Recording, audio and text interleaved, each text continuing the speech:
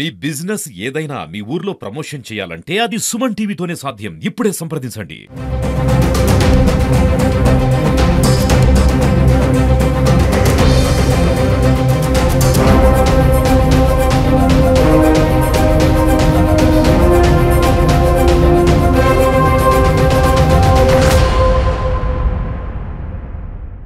ఈ తిరుపతిలో గల నేషనల్ సాంస్క్రిట్ యూనివర్సిటీ నందు జరిగిన సంఘటన మీద తిరుపతి వెస్ట్ పోలీస్ స్టేషన్లో కేసు రిజిస్టర్ చేయడం జరిగింది.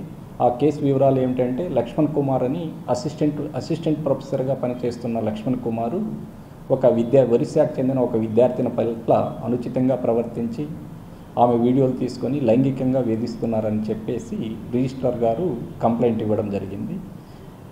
అది వెస్ట్ పోలీస్ స్టేషన్లో కేసు నమోదు చేసి రాజశ్రీ ఎస్పీ గారి ఆదేశాల మేరకు నేను దర్యాప్తు చేపట్టడం జరిగింది.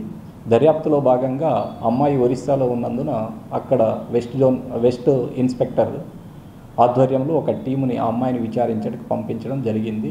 ఆ అమ్మాయిని విచారించి ఆమె స్టేట్మెంట్ రికార్డ్ చేసి ఈ కేసుకు సంబంధించిన సాక్ష్యాలను సేకరించిన తర్వాత ఈ కేసులో ముద్దాయిలైనటువంటి లక్ష్మణ్ కుమార్ని, శేఖర్ రెడ్డిని ఈ దినం సాయంత్రం 6 గంటలకు అరెస్ట్ చేయడమైనది. ఈ కేసు వివరాలు ఏంటంటే, ఈ ఒరిస్సాకు చెందిన అమ్మాయి ఈ సంవత్సరం జూన్ నెలలో బీఈడి కోర్సులో చేరడం జరిగింది.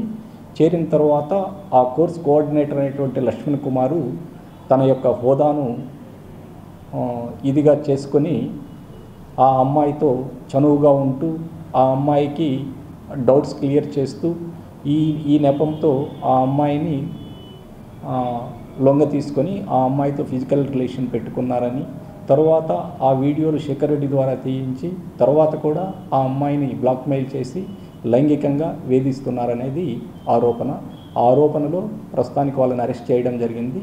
ఇంకా ఇన్వెస్టిగేషన్ కొనసాగుతున్నది.